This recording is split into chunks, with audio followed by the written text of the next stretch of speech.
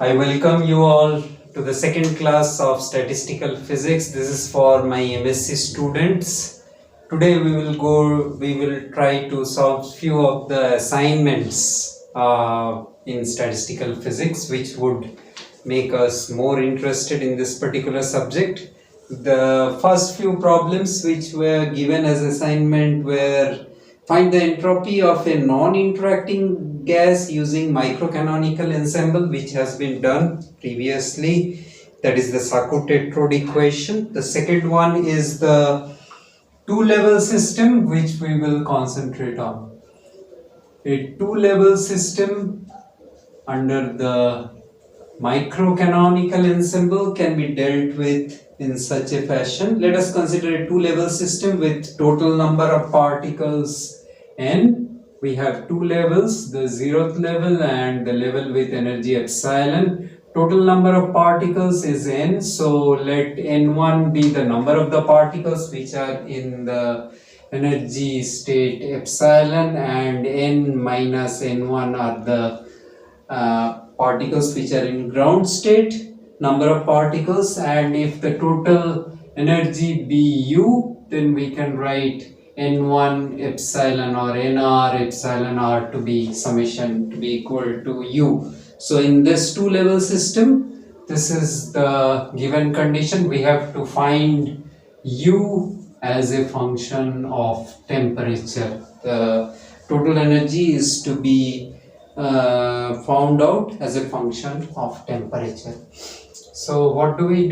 We first of all try to evaluate the number of accessible states omega in the case of microcanonical ensemble, which can be thought of to be proportional to the number of ways in which one can select the n1 number of particles from n, and that would be equal to n(c)(n1), which is nothing but n factorial by n1 factorial n minus n1 factorial.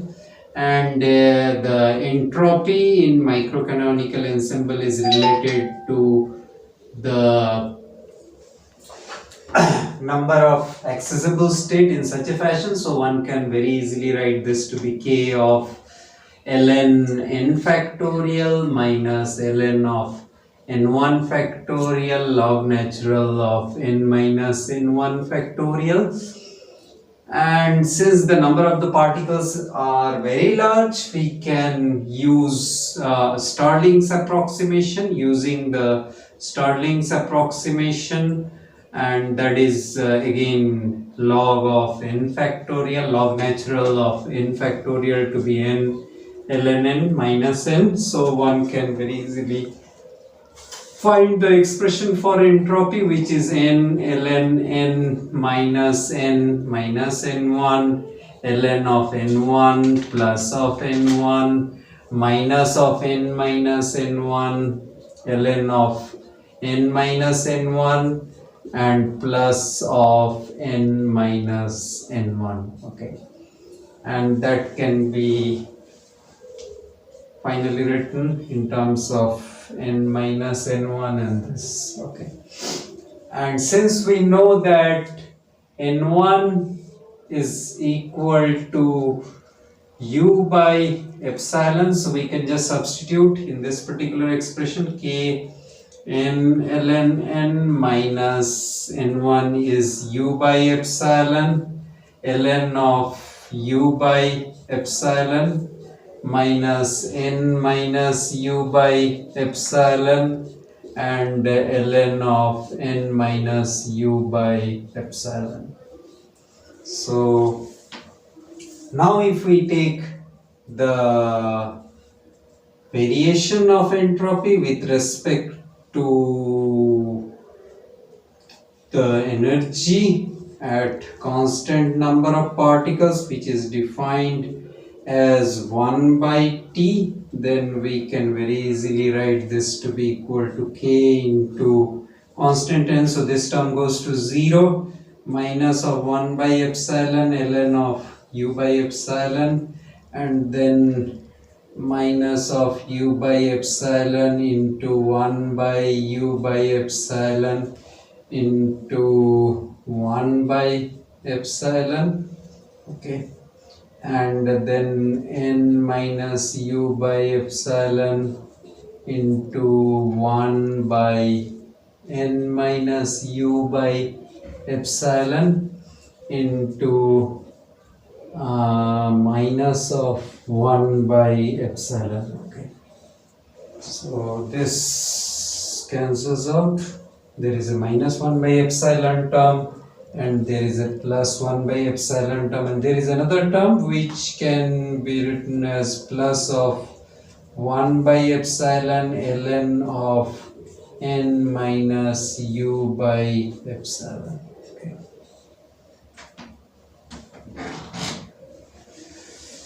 So we are left with k into 1 by epsilon and ln of n minus u by epsilon divided by u by epsilon, because these two terms, minus 1 by epsilon term would cancel with minus of 1 by epsilon term. So these two terms cancels out. These two gives you 0. Okay. So we are left with 1 by epsilon ln n minus u by epsilon by u by epsilon. So that gives us an expression for the energy. We can write n epsilon by u minus 1, okay, ln, to be equal to epsilon by kt, or we can write n epsilon by u to be equal to e to the power epsilon by kt plus 1, which gives us u as a function of t to be equal to n epsilon by e to the power epsilon by kt plus 1. We can see that if we now want to check out the variation of u as a function of temperature, then we can see that u as a function of t. So at t tending to 0, ut goes to the epsilon by kt, 1 by t goes to infinity, and then 1 by infinity goes to 0. So ut tends to 0, okay, and at t tends to infinity, when t tends to infinity, exponential to the power 0, so that ut goes to n epsilon by 2. So if one plots the graph of ut as a function of temperature, then it would be something like this, which goes to at n epsilon by 2. One can even evaluate the specific heat at constant volume Cv as del U by del T at constant V, and that can again be evaluated by from the following expression: n epsilon and minus of 1 by e to the power epsilon by kt plus 1 whole square, okay, and then multiplied by e to the power minus of e to the power epsilon by kt into minus of epsilon by kt square. So one can very easily write this as sum n times, if one multiply k at the numerator and the denominator, then this would be epsilon by kt whole square, okay, and then e to the power, this minus and this minus would cancel out to give us e to the power epsilon by kt divided by e to the power epsilon by kt plus 1 whole square. And again, if one plots the specific heat at constant volume versus in units of Nk, then one can get a graph like this, which is as follows. CV by Nk versus temperature, then it would be something like this. And then so this part is e to the power minus of epsilon by kt, because there is a numerator e to the power epsilon by kt and there is a denominator epsilon by kt square, and this part is going to vary as epsilon by kt whole square. Okay, so this is how one can see the variation of the specific heat at constant volume. Let us jump on to some other problem. The third problem is about the canonical calculation of the canonical partition function. For that we need to have a concept about a little bit more detailed concept about the partition function, and we would like to first of all express the partition function in the case where you have degeneracies in energy eigenvalue is, let's say, gi fold degenerate. Then how does the partition function would modify? From there we would be able to calculate the expression for partition function for ideal gas or classical gas system. So some alternative forms of partition function. Now, if a particular energy level is gi fold degenerate, let's say gi is the degeneracy and ei is the level for the ith level, okay, energy level, then we can very easily write the corresponding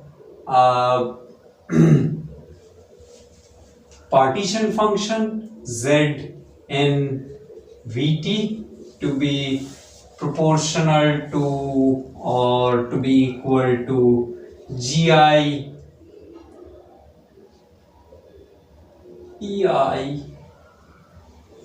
which is a function of ei, and sorry, this should be exponential minus beta ei, e to the power minus beta ei, okay, summation over, there should be a summation over I. So this should be our partition function. Since this gi is the level of degeneracy or gi fold degenerate of energy level ei, so we have a partition function which should be written as summation of gi e to the power minus beta ei, and then we can actually write the corresponding probability distribution, the canonical probability distribution, to be something like gi e to the power minus beta ei divided by summation of gi e to the power minus of beta ei summation over I. And if the energy levels are very closely spaced energy levels, for those we have to just replace the energy or the summation by an integration. So we can write Pe to be equal to Ge e to the power minus beta e d, Pd to be equal to, okay, and divided by integration of 0 to infinity Ge e to the power minus beta e dE. Now if we want to find an expression for the partition function in the case of closely spaced energy level where the energy is varying continuously, then we can always write this to be equal to in this particular case to be equal to 0 to infinity GE e to the power minus beta E TE. Okay. Now let us go back to the concept of phase space. Before going to the concept of phase space, we need to think on a couple of things. The first one is, suppose I want to find the average value of a physical quantity, then what I need to do is I have to do a average value can be statistically calculated by taking f into GE to the power minus beta E dE divided by 0 to infinity GE e to the power minus beta E dE. Okay. And classically, if we think about the phase space concept, where actually there is a density function which actually define the density of the points, representing a particular state of the system, classical state of the system, then we can again write the same average, statistical average, as something like f, which is a function of q and p in the phase space concept. That's why I am writing it as a and then rho of qp. Then if there are n particles and each having 3 degrees of freedom, d3q d3np, okay, divided by rho qp, where rho is the density function, and d3q d3np. So this was the classical concept in terms of phase space, and if the levels are closely spaced, we have this is as the expression for the statistical average. And now if we want to really compare these two expressions, then we can say that the density of the phase point, which actually represents that probability density function rho qp, that must be proportional to e to the power minus beta of h in the phase space concept, where h actually represents the Hamiltonian of the system, which is again a function of q and p. And then we can tally both the expression if we replace rho qp, and also we can write the corresponding the partition function qnvt in this phase space concept, which is rho of qp d cube n q d cube n p.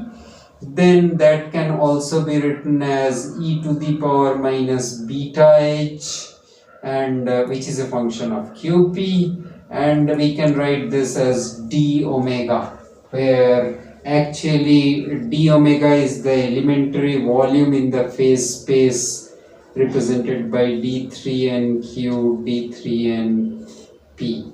But actually, if you take into account the Gibbs paradox, then this d omega must be replaced, the new d omega must be replaced by the old d omega divided by n factorial and h to the power thrice n.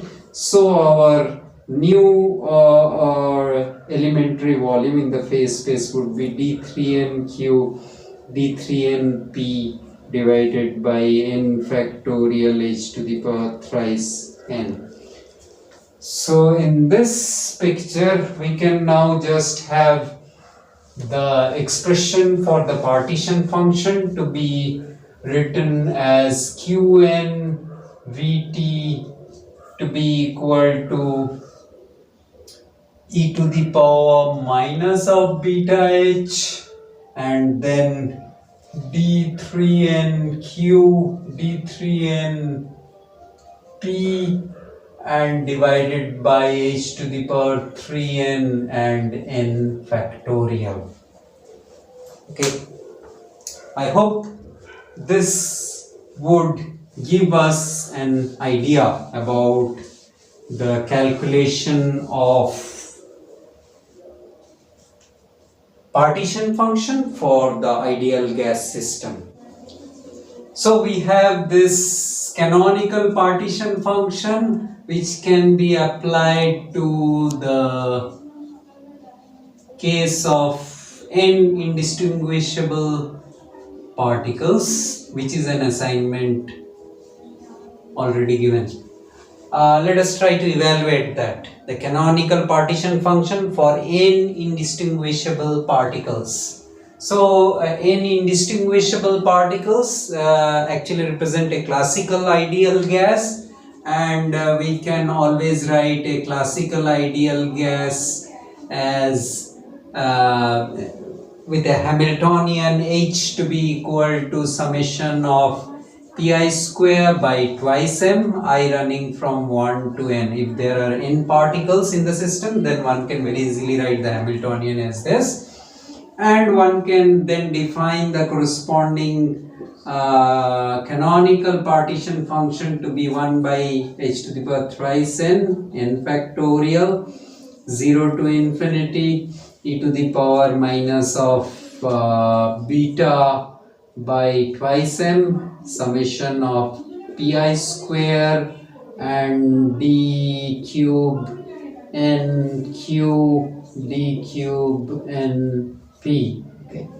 And since the exponential is independent of, there is no interaction, classical ideal gas, no potential, so we have d cube n can be taken outside the integral. That should be equal to v to the power n, if v is the volume of the system, is to the power 3n n factorial, and we can always write 0 to infinity to the power minus of 1 beta by twice m, p1 square, p2 square, and so on, pn square, and d cube n p. Okay, and that can be written as something like with an integral repeating itself. We can write this as 0 to infinity to the power minus of beta p1 square by twice m dp1, beta p2 square